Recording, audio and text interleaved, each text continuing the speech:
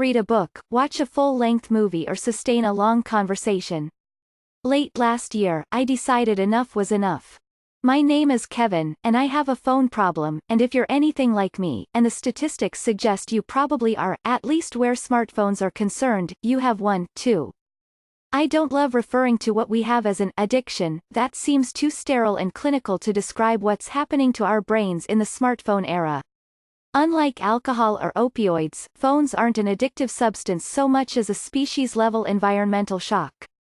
We might someday evolve the correct biological hardware to live in harmony with portable supercomputers that satisfy our every need and connect us to infinite amounts of stimulation. But for most of us, it hasn't happened yet. I've been a heavy phone user for my entire adult life. But sometime last year, I crossed the invisible line into problem territory. My symptoms were all the typical ones. I found myself incapable of reading books, watching full-length movies or having long uninterrupted conversations. Social media made me angry and anxious, and even the digital spaces I once found soothing, group texts, podcasts, YouTube K-holes, weren't helping.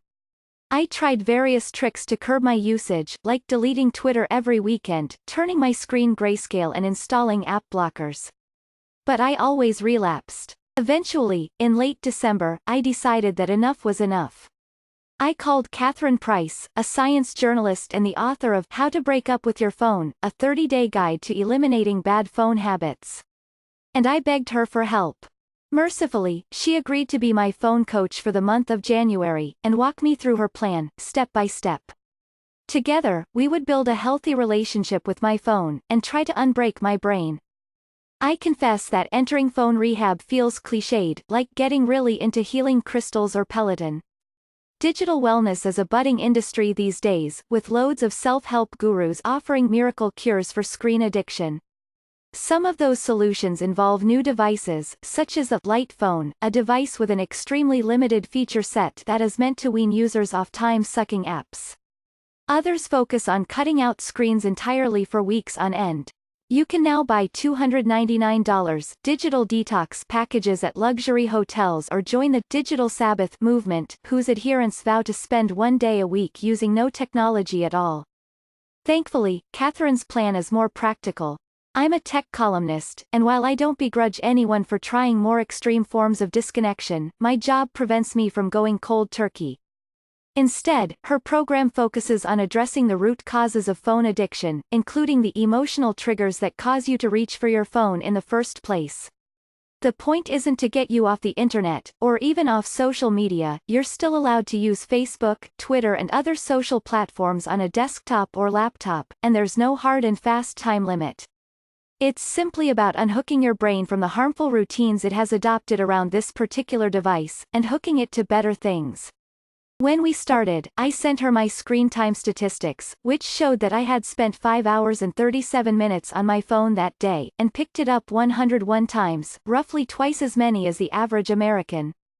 That is frankly insane and makes me want to die, I wrote to her. I will admit that those numbers are a bit horrifying, she replied. Catherine encouraged me to set up mental speed bumps so that I would be forced to think for a second before engaging with my phone.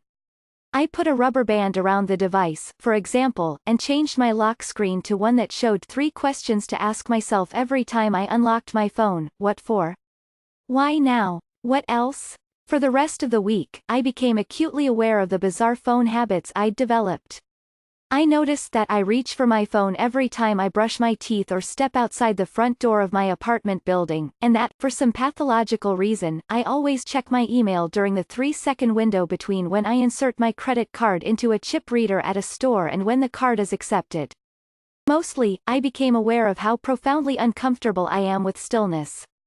For years, I've used my phone every time I've had a spare moment in an elevator or a boring meeting. I listen to podcasts and write emails on the subway. I watch YouTube videos while folding laundry. I even use an app to pretend to meditate. If I was going to repair my brain, I needed to practice doing nothing. So during my morning walk to the office, I looked up at the buildings around me, spotting architectural details I'd never noticed before.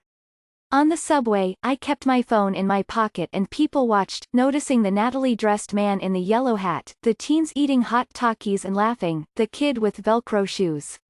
When a friend ran late for our lunch, I sat still and stared out the window instead of checking Twitter. It's an unnerving sensation, being alone with your thoughts in the year 2019.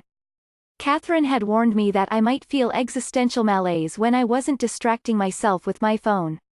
She also said paying more attention to my surroundings would make me realize how many people use their phones to cope with boredom and anxiety. I compare it to seeing a family member naked, she said. Once you look around the elevator and see the zombies checking their phones, you can't unsee it. Next, I gave my phone the Marie Kondo treatment, looking at all my apps and keeping the ones that sparked joy and contributed to healthy habits and tossing those that didn't. For me, that meant deleting Twitter, Facebook and all other social media apps, along with news apps and games. I kept messaging services like WhatsApp and Signal, and non-distracting utilities like cooking and navigation apps. I pruned my home screen to just the essentials, calendar, email and password manager. And I disabled push notifications for everything other than phone calls and messages from a preset list of people that included my editor, my wife and a handful of close friends. Where you keep your phone is also important. Studies have shown that people who don't charge their phones in their bedrooms are significantly happier than those who do. Catherine charges her phone in a closet. For me, she recommended a locking mini safe. I bought one and started storing my phone inside, which simultaneously reduced my nighttime usage and made me feel like I was guarding the Queen's jewels. And I pursued activities that could replace my phone habit. On the recommendation of my colleague Farhad Manju, I signed up for pottery classes. As it turned out, pottery makes a perfect phone substitute. It's manually challenging and demands concentration for hours on end. It gets your hands dirty, too, which is a good deterrent to fiddling with expensive electronics. After a pottery class, I updated my wife on my progress. I told her that while it felt great to disconnect, I still worried that I was missing something important. I liked having a constant stream of news at my fingertips, and I wanted to do more of the things I actually like about social media, like keeping tabs on my friends' babies and maintaining ambient Kardashian awareness.